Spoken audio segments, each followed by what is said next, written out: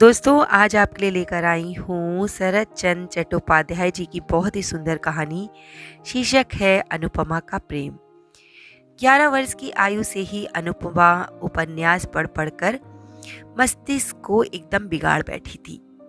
वो समझती थी मनुष्य के हृदय में जितना प्रेम, जितनी माधुरी, जितनी शोभा, जितना सौंदर्य, जितनी तृष्णा है, सब छन बीन कर साफ कर उसने अपने मस्तिष्क के भीतर जमा कर ली है। मनुष्य स्वभाव, मनुष्य चरित्र उसका नख दर्पण हो गया है। संसार उसके लिए सीखने योग्य वस्तु है ही नहीं। वो सब कुछ सीख चुकी है।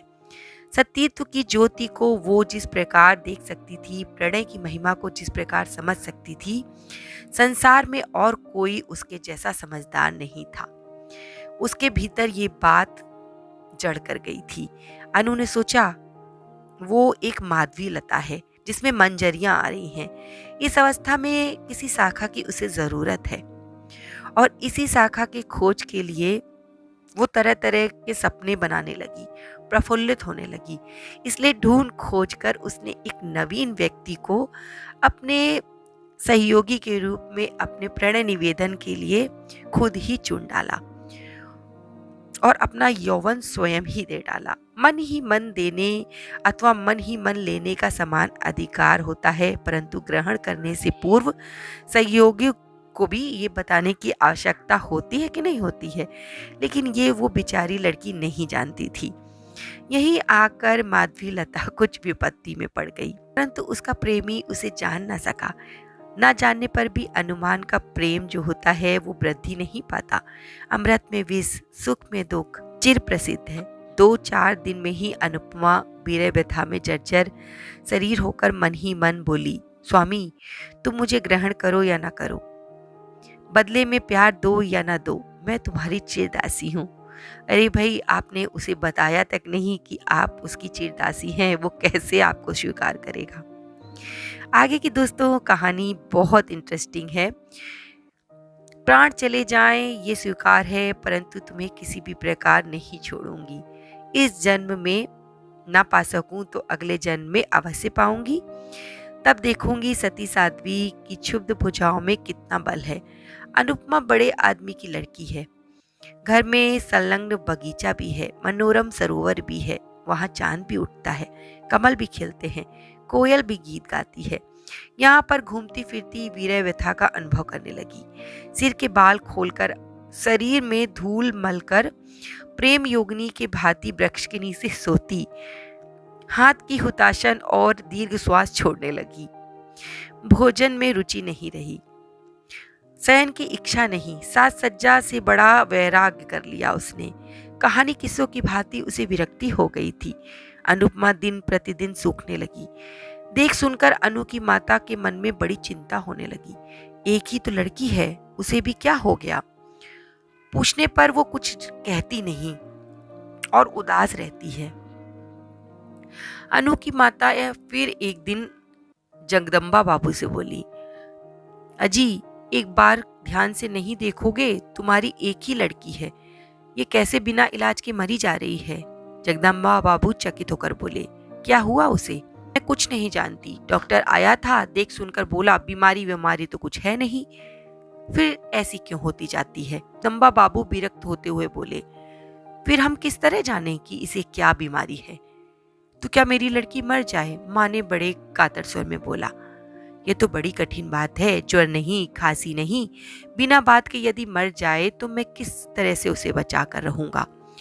गृहिणी सूखे मुंह बड़ी बहू के पास लौटकर बोली, बहू, मेरी अनु इस तरह से क्यों घूमती रहती है? बहू ने कहा, मैं किस तरह जानूं माँ, तुमसे क्या कुछ भी नहीं कहती? कुछ नहीं। माँ जो थी वो रोने लगी। बिना खाए बिना सोए इस तरह सारे दिन बगीचे में अगर घूमती फिरती रहेगी तो कितने दिन और बचेगी?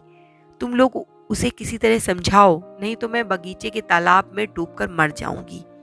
बड़ी बहू कुछ देर चिंतित होती हुई बोली, देख सुनकर विवाह कर दीजिए इसका, गृहस्थी का बोझ पड़ने पर अपने आप ठीक हो जाएगी। ठीक बात है, ये बात तुम्हारी बिल्कुल ठीक है, कल ही मैं इनसे बताऊंगी। जगदम्बा बाबू थोड़ा हंसते हुए बोले, कलयुग है, कर दो ब्याह। ब्याह करके भी देख लो, यदि ठीक हो जाए। कलयुग में तो कुछ भी हो सकता है। दूसरे दिन घटक आया। अनुपमा बड़े आदमियों की लड़की है, उस पर सुंदरी भी है। वर के लिए चिंता नहीं करनी पड़ी। 1 सप्ताह के भीतर भीतर घटक महाराज ने वर निश्चित करके जगदम्बा बाबू को समाचार दे दिया। पति ने ये बात पत्नी को बताई, पत्नी ने बड़ी बहू को बताई और क्रमशः अनुपमा ने भी सुन ली। एक दिन बाद एक दिन सब दोपहर के समय मिलकर अनुपमा के विवाह की बातें कर रहे थे। इसी समय अनुपमा खुले बाल, अस्त व्यस्त वस्त्र, एक सूखे गुलाब के फूल को हाथ में लिए चित्र की भांति वहां आ खड़ी हुई। अनु की माता कन्या को देखकर तनिक हंसती हुई बोली, क्या हो जाने दो, जब कहीं और जाना पड़ेगा तो सारी अकड़ निकल जाएगी, और 1-2 बच्चे हो जाने दो, तब तो फिर कुछ बात ही करने को नहीं रहेगी। चित्र लिखित की बातें अनु सब सुनती रही। बहू ने कहा, माँ, नंदरानी का विवाह किस दिन का निश्चित हुआ है? दिन अभी कोई निश्चित नहीं हुआ। अच्छा बताइए कि नंदोई जी क्या कर रहे हैं, पढ़ रहे हैं क्या? इस बार बीए की परीक्षा दे रहे हैं। माँ ने अकड़ कर कहा, तब तो बहुत अच्छा वर है। इसके बाद थोड़ा हंसकर मजाक करती हुई बोली, परंतु देखने में खूब अच्छा ना हुआ तो हमारी ननद जी को पसंद नहीं आएगा। क्यों पसंद नहीं आएगा? मेरा जमाई देखने में बहुत अच्छा है। इस बार अनुपमा ने कुछ गर्दन घुमाई, थोड़ा सा हिलकर पांव के नख से मिट्टी खोदने की भांति लंगड़ाती लंगड़ाती हुई बोली, मैं विवाह नहीं करना चाहती। माँ ने अच्छी तरह न सुन पाने के कारण पूछा, क्या कह रही हो बेटी? बड़ी बहू ने अनुपमा की बात सुन ली थी। खूब जोर से हंसते हुए बोली, ननद जी कहती हैं वे विवाह नहीं करेंगी। विवाह नहीं करेंगी? नहीं, ना करें। अनु की माता मुंह बनाकर कुछ हंसती हुई चली गई। माँ के चले जाने पर बड़ी बहू बोली, तुम विवाह नहीं करोगी? अनुपमा पूर्ववत गंभीर मुंह किए हुए बोली, किसी भी प्रकार नहीं। क्यों? चाहे जिसे हाथ पकड़ा देने का नाम विवाह नहीं होता भाभी। मन का मिलन होना भी जरूरी है। के मिलन के पहले विवाह करना बहुत बड़ी भूल है। बड़ी बहू चकित होकर अनुपमा की तरफ देख रही थी। बड़ी बहू अनुपमा का मुख देखकर बोली, हाथ पकड़ाना, ये क्या बात करती हो? पकड़ा नहीं देंगे तो क्या लड़कियां स्वयं ही देख सुनकर पसंद कर लेंगी? अब ऐसा समय आ गया है। अवश्य, तब तो तुम्हारे मत के अनुसार मेरा विवाह भी एक तरीके से भूल से हो गया। विवाह से पहले तुम्हारे भाई तक का मैंने नाम नहीं सुना था और ना उन्हें देखा था। सभी क्या तुम्हारी भांति ही पागल होते हैं? बहू एक बार फिर हंसकर बोली, तब क्या तुम्हारे मन का कोई आदमी मिल गया है तुम्हें? अनुपमा बड़ी बहू के हास्य विद्रूप से चिढ़कर अपने मुंह को चौगुना गंभीर करते हुए बोली, भाभी मजाक मत किया करो, ये क्या मजाक का समय है? क्यों, क्या हो गया? मजाक नहीं करूं तो क्या करूं? तुम पागलों जैसी बात तो करती हो। क्या हो गया? तो सुनो। अनुपमा को लगा कि उसके सामने ही उसके पति का वध किया जा रहा है। अचानक कतलू खा के किले में वध के मंच के सामने खड़े हुए बिमला और वीरेंद्र सिंह का दृश्य उसके मन में जग उठा, जो उसने नॉवेल में पढ़ा था। अनुपमा ने सोचा, वे लोग जैसा करते हैं वैसा क्या वे नहीं कर सकती? सती स्त्री संसार में किसका भय करती है? देखते देखते उसकी आंखें अनैसर्गिक प्रभा से धक धक करके जल उठी। देखते देखते उसने आंचल को कमर में लपेटकर कमरबंद बांध लिया। यह दृश्य देखकर बहू 3 हाथ पीछे हट गई। क्षण भर में अनुपमा बगल वाले पलंग के पाए को पकड़कर आंखें उठाकर चित्कार करती हुई कहने लगी, प्रभु स्वामी प्राणनाथ, संसार के सामने आज मैं मुक्त कंठ से चित्कार करती हुई कहती हूँ, तुम ही मेरे प्राणनाथ हो। प्रभु तुम मेरे हो, मैं तुम्हारी हूँ। ये खाट के पाए नहीं हैं, ये तुम्हारे 2 चरण हैं। मैंने धर्म को साक्षी करके तुम्हें पति रूप में वरण किया है। इस समय मैं तुम्हारे चरणों को स्पर्श करती हुई कह रही हूँ, संसार में तुम्हें छोड़कर अन्य किसी का स्पर्श मुझे मंजूर नहीं। किसमें शक्ति है कि प्राण रहते मुझे अलग कर सके तुमसे? अरे माँ जगत जननी। बड़ी बहू चित्कार करती हुई दौड़ती बाहर आ पड़ी। अरे देखते हैं ननंद रानी कैसा ढंग अपना रही हैं। देखते देखते माँ भी दौड़ी दौड़ी आई। बहू रानी का चित्कार बाहर तक जा पहुंचा। क्या हुआ, क्या हुआ? सभी लोग कहते कहते कमरे में आ गए। इकट्ठा हो गई। अनुपमा मूर्छित होकर खाट के समीप पड़ी हुई थी। माँ रो उठी, मेरी अनु को क्या हो गया? डॉक्टर को बुलाओ, पानी लाओ, अरे कोई हवा तो करो। इस चित्कार से आधे पड़ोसी घर में जमा हो गए थे। बहुत देर बाद आंखें खोलकर अनुपमा धीरे धीरे से बोली, मैं कहाँ हूँ? उसकी माँ उसके पास मुंह लाती हुई स्नेहपूर्वक बोली, कैसी हो बेटी? तुम मेरी गोद में लेटी हो। अनुपमा ने एक लंबी सांस छोड़ते हुए धीरे से कहा, ओह तुम्हारी गोद में। मैं समझ रही थी कि मैं कहीं और हूँ। नाट्य में उनके साथ बही जा रही थी। पीड़ा विलगित अश्रु उसके कपोलों पर बहने लगे। माता उन्हें पोंछती हुई कातर सुर में बोली, क्यों रो रही हो बेटी? कुछ तो बताओ। अनुपमा ने लंबी सांस छोड़कर चुप रहना मंजूर कर लिया। बड़ी बहू चंद्र बाबू को एक और बुलाकर बोली, सबको जाने को कह दो, ननद रानी ठीक हो गई हैं। क्रमशः सब लोग चले गए। रात को बहू अनुपमा के पास बैठकर बोली, नंदरानी किसके साथ विवाह होने पर तुम सुखी होगी? अनुपमा आंखें बंद करके बोली, सुख दुख मुझे कुछ नहीं, वो मेरे स्वामी हैं। सो तो मैं समझती हूँ, परंतु वो है कौन? मुझे अपने स्वामी का नाम तो बताइए। सुरेश, मेरे सुरेश।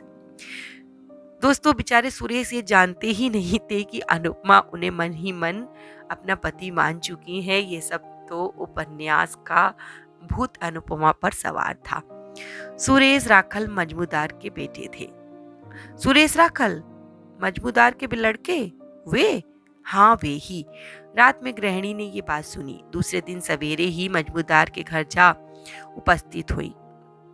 बहुत सी बातों के बाद सुरेश की माता से बोली, अपने लड़के के साथ मेरी लड़की का विवाह कर लो। सुरेश की माँ हंसती हुई बोली, बुरा क्या है इसमें? बुरे भले की बात नहीं, विवाह तो करना ही पड़ेगा। तो सुरेश से एक बार पूछा हूँ, वो घर में ही है।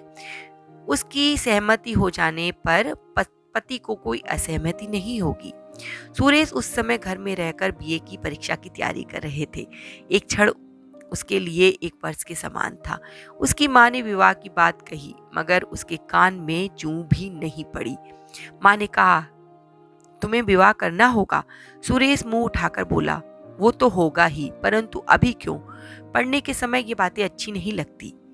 माँ आश्चर्य से बोली, नहीं नहीं, पढ़ने के समय क्यों? परीक्षा समाप्त हो जाएगा तब तुम्हारा विवाह करेंगे। कहाँ? इस गांव की जगदम्बा बाबू की लड़की के साथ। क्या? चंद्र की बहन के साथ, जिसे मैं बच्ची कहकर पुकारता हूँ। बच्ची कहकर क्यों पुकारेगा? उसका नाम अनुपमा है। सुरेश थोड़ा हंसकर बोला, हाँ अनुपमा। वो तो बड़ी कुत्सित है। कुत्सित कैसे हो जाएगी? वह तो देखने में बहुत सुंदर है, भले ही देखने में अच्छी है। एक ही जगह ससुराल और पिता का घर होना मुझे अच्छा नहीं लगता। क्यों? उसमें क्या दोष है? दोष की बात का कोई मतलब नहीं। तुम इस समय जाओ माँ, मैं थोड़ा पढ़ रहा हूँ। इस समय कुछ भी नहीं होगा। सुरेश की माता लौटकर बोली, सुरेश एक ही गांव में विवाह करने को तैयार नहीं। क्यों?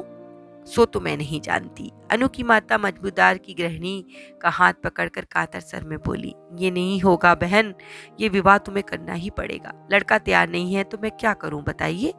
ना होने पर भी मैं किसी तरह नहीं छोड़ूंगी। तो आज ठहरो, कल फिर से एक बार समझा कर देखूंगी, शायद सहमत हो जाए। अनु की माता घर लौटकर जगदम्बा बाबू से बोली, उनके सुरेश के साथ हमारी अनुपमा का जिस तरह भी विवाह हो सके कृपा करके करवा दो। पर क्यों? बताओ तो। दूसरे गांव में सब कुछ पक्का तो हो चुका था, उस संबंध को तोड़ दूं क्या? कारण तो बताओ, क्या कारण है? कारण कुछ नहीं, परंतु सुरेश जैसा रूप संपन्न लड़का हमें कहाँ मिलेगा? सुरेश के साथ ब्याह होने पर मैं अपनी बेटी को यहीं पा सकूंगी, जब चाहे मिल सकूंगी। कृपा करके आप विवाह की बात करें। अच्छा, प्रयत्न करूंगा। प्रयत्न नहीं, निश्चित रूप से करना होगा। नत का हिलना डुलना देखकर हंस पड़े। पत्नी की नाक गुस्से से लाल हो गई थी। बोले, यही होगा। अच्छा, शांत हो जाओ। संध्या के समय पति मजमूदार के घर लौट आकर पत्नी से बोले, वहां विवाह नहीं होगा। मैं क्या करूं बताओ? उनको तैयार करने के लिए मैं सब कुछ करके देख चुका हूं। जबरदस्ती करके उनके घर में लड़की को फेंक कर तो नहीं आ सकता। करेंगे क्यों नहीं? एक ही गांव में विवाह करने का विचार उनका नहीं बन पा रहा है। वो नहीं चाहते ऐसा। अपने माथे पर हाथ मारती हुई बोली, मेरे ही भाग का दोष है। दूसरे दिन वो फिर सुरेश की माँ के पास जाकर बोली, दीदी विवाह कर लो ना। मेरी भी इच्छा है, परंतु लड़का तैयार नहीं होता। मैं क्या करूं? मैं छिपाकर सुरेश को और भी 5,000 रुपए दूंगी दहेज के अलावा। रुपयों का लोभ दोस्तों बड़ा प्रबल होता है। सुरेश की माँ ने ये बात सुरेश के पिता को बताई। पति ने सुरेश को बुलाकर कहा, सुरेश तुम्हें ये विवाह करना ही होगा। क्यों? मैं क्यों करूं इस विवाह को? इस विवाह में तुम्हारी माँ का मत है, मेरा भी मत है, साथ ही साथ एक कारण भी हो गया है। सुरेश सिर नीचा किए हुए बोला, ये पढ़ने लिखने का समय है, परीक्षा की हानि होगी। अरे मैं जानता हूँ बेटा, पढ़ाई लिखाई की हानि करने के लिए तुमसे नहीं कह रहा हूँ, परीक्षा समाप्त हो जाने पर विवाह करो। सुरेश आज्ञाकारी पुत्र था तो बोला, जो आज्ञा। अनुपमा की माता की आनंद की सीमा न रही। फौरन ये बात उन्होंने पति से कही। मन के आनंद के कारण दास दासी सभी को ये बात पता चल गई। बड़ी बहू ने अनुपमा को बुलाकर कहा, ये लो तुम्हारे मन चाहे वर को पकड़ लिया है। अनुपमा लज्जापूर्वक थोड़ा हंसती हुई बोली, ये तो मैं जानती थी कि मेरा विवाह उन्हीं के साथ होगा। किस तरीके से जाना? क्या चिट्ठी पत्री चलती थी? नहीं भाभी, प्रेम तो अंतर्यामी है, हमारी चिट्ठी पत्री तो हृदय में चला करती थी। धन्य हो तुम जैसी लड़की धन्य है। अनुपमा के चले जाने के बाद बहू ने धीरे धीरे मानो अपने आप से कहा, देख सुनकर शरीर जलने लगता है। मैं 3 बच्चों की माँ और ये चली है मुझे प्रेम सिखाने। दोस्तों आपको ये कहानी कैसी लगी? अगर पसंद आई हो तो आगे शेयर कर दीजिएगा और ऐसी ही कहानियों का आनंद लेने के लिए मेरे चैनल को सब्सक्राइब कर लीजिएगा। धन्यवाद।